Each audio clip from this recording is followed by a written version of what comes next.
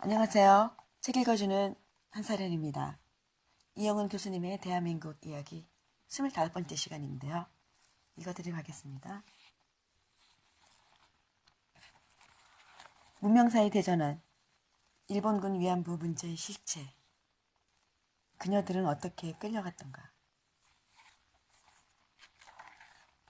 이렇게 그 시대는 도초에서 여인을 끌고 가는 색시 장사의 행렬이 이어졌습니다.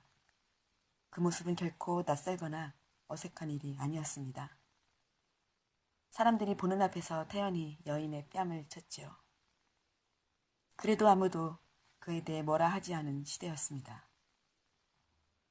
앞서서는 조선의 여인들이 어떻게 하여 일본군의 위안부로 보내졌는가를 물었습니다만 저의 한 가지 대답은 색시 장사입니다.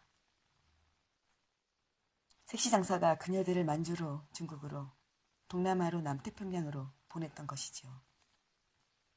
그리고 그 점은 그 시대의 상식이기도 했습니다. 생존 위안부 175명도 자신의 인생을 그렇게 증언하였지요. 그에 따르면 175명 가운데 62명이 협박 및 폭력에 의해 82명이 취업사기에 의해 위안부가 되었습니다. 협박 및 폭력과 취업사기가 어떻게 다른지 관련 책을 유심히 보아도 자세한 설명이 없군요. 제가 보기에 이 둘은 구분되지 않은 것 같습니다. 취업사기가 들통이 난 그 순간부터 색시장스는 폭력배로 변하지요.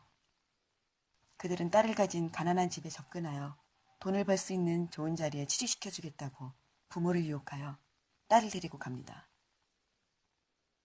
경우에 따라선 거액의 선대금을 지불하지요. 그런 경우엔 사실상 딸을 팔아먹은 것이나 다름없습니다. 장사미사에 의하면 1941년 색시들의 몸값은 1,000원의 거액이었습니다. 할머니들의 남긴 증언은 다양합니다.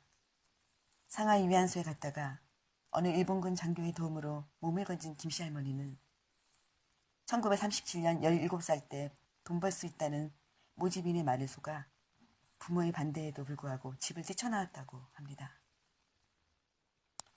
어느 할머니는 집이 너무 가난하여 부모를 위해 살림의 보탬이 되고자 위안부가 되는 줄 알고도 따라 나섰다고 합니다.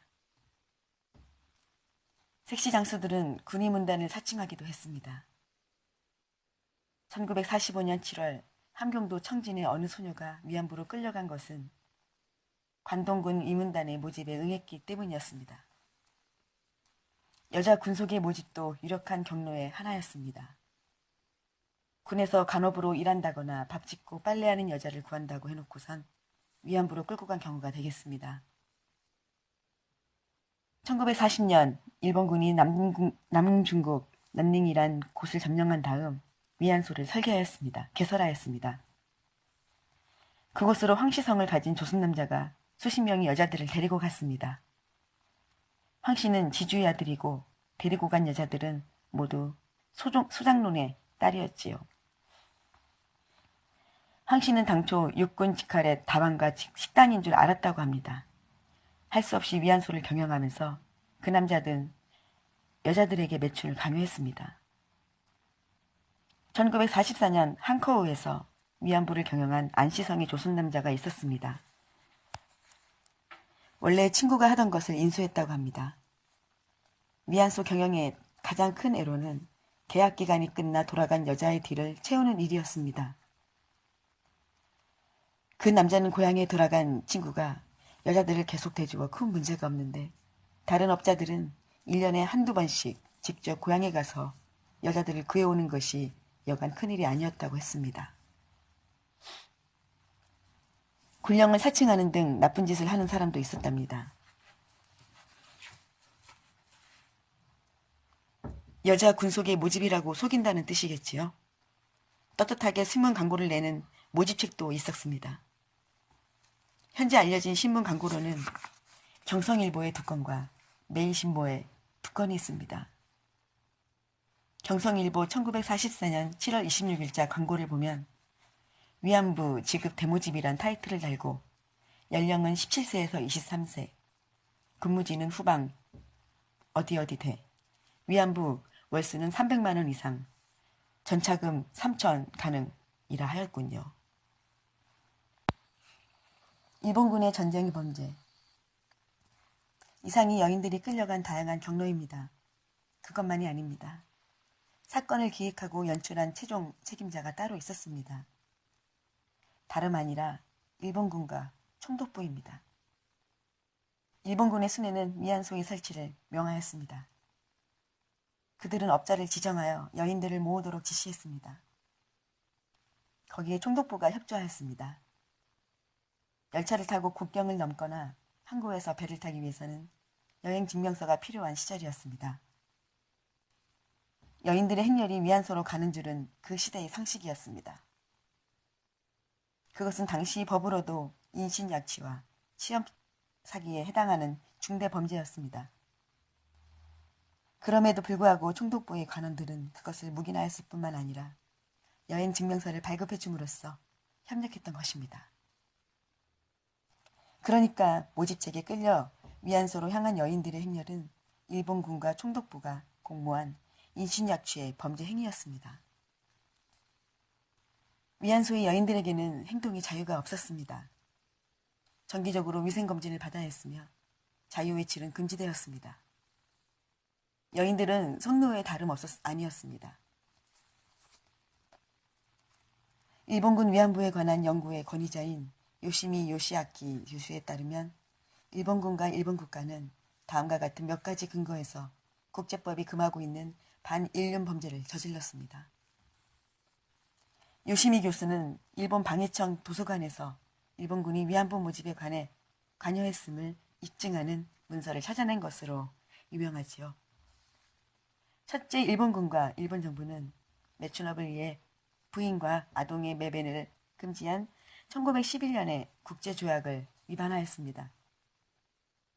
이 조약에 의하면 본인의 동의 없이는 또는 21세 미만의 미성년의 경우는 동의가 있더라도 매춘업을 위해 이들을 해외로 보내는 것은 불법이었습니다.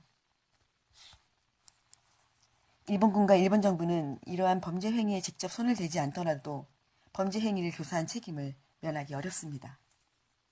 둘째, 일본군과 일본 정부는 1907년에 체결된 강제노동을 금지한 국제협약을 위반하였습니다. 이 협약 가운데에는 여성의 강제노동을 금지하는 규정도 포함되어 있습니다. 셋째, 일본군과 일본 정부는 노예제를 금지한 국제법을 위반하였습니다. 위안소의 여성들이 노예인 점에 대해서는 조금 전에 지적한 그대로입니다. 넷째, 위안부 가운데 상당수는 21세 미만의 미성년들이었습니다. 미성년의 강제노동이 국제법이 금하고 있는 범죄 행위임은 두말할 여지가 없습니다. 저는 이상과 같은 요시미 교수의 주장에 찬성입니다. 아니, 많은 것을 배웠습니다. 일본 정부는 요시미 교수의 주장에 귀를 기울일 필요가 있습니다. 행여나 전쟁 시에 일본군이 저지른 반인륜 전쟁 범죄를 덮을 유형이라면 참으로 유감이 아닐 수 없습니다. 8. 그날 나는 왜 그렇게 말하였던가? 무엇이 문제인가? 이상이 제가 알고 있는 일본군 위안부의 역사와 실체입니다. 국내에서는 아직 전문적인 연구가 부족한 실정입니다. 그래서 일본과 미국에서 이루어진 연구까지 두루 읽을 필요가 있습니다. 그러면 누구나 위안부의 역사와 실체에 관해 이와 같은 결론에 도달하게 된다고 생각합니다. 그 점은 대개 일본인도 마찬가지여서 이상의 사실을 부정할 일본인은 그리 많지 않다고 생각합니다. 그런데도 이 문제가 제기된 지 17년이 되도록 원만한 해결을 보고 있지 못하는 이유는 무엇일까요? 실은 이 문제가 양국 간의 나름의 해결을 본 적이 없는 것은 아닙니다. 일본 정부가 고노다마라는 하여 위안부의 모집과 위안소의 운영에 일본군이 관여했음을 시인했고 사과하는 내용의 성명을 발표한 적이 있습니다. 일본 수상의 생존 위안부들에게 사과의 편지를 낸 적도 있지요. 국민기금이란 기금을 조성하여 금전적으로 보상하려고 시도한 적도 있습니다. 한국의 경우 김영삼 정부의 일로 기억합니다만 이 문제는 한국 정부가 해결할 일이라고 하였습니다. 뒤이어 생존 위안부들에게 3천만 원의 생활지원금을 지급하고 또 매달 70만 원에 상당하는 생활안정지원금을 제공하고 있는 것으로 알고 있습니다. 그럼에도 불구하고 지금까지 이 문제가 가라앉지 않고 있는 이유는 무엇일까요? 자꾸만 양국 간의 외교적 쟁점으로 대두되는 것은 무엇 때문일까요? 지금부터가 어려운 문제라고 생각합니다. 저는 그 이유가 하나의 역사적 사건으로서 일본군 위안부 문제를 구성하고 있는 요소들이 워낙 복잡하기 때문이라고 생각합니다. 표면에 드러난 사실이 경위나 원인을 밝히기는 어렵지 않습니다.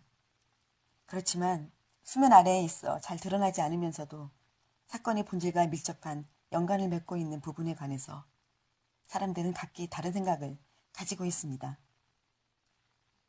그래서 무슨 계기라도 생기면 자꾸 마찰이 생기고 충돌하는 겁니다. 그것은 문화와도 같은 것일지 모르겠습니다. 아니면 잠재의식이 깊은 곳에 자리 잡고 있는 리비도와 같다고나 할까요? 다시 말해 전쟁과 여성의 관계에 대한 사람들의 감각적 이해랄까, 정서와 같은 것을 저는 상정하고 있습니다. 그 점에서 저는 한국인과 일본인들 사이에 큰 차이가 있다고 생각합니다. 중국인과도 마찬가지라고 하겠습니다. 제가 보기에 일본군 위안부로 가장 많이 내몰린 쪽은 중국 여자들입니다. 그럼에도 중국인이나 중국 정부는 그에 대해 우리만큼 심각하게 생각하는 것 같지 않습니다. 그 역시 전쟁과 여성의 관계에 대한 한국인과 중국인의 감각적 이해의 차이일지 모르겠습니다. 이제부터 이 복잡하고 미묘한 문제에 관해 생각해 보도록 합시다.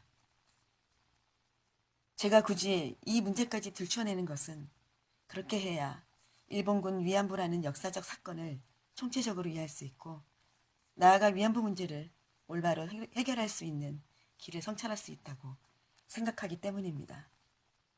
네, 여기까지 하겠습니다.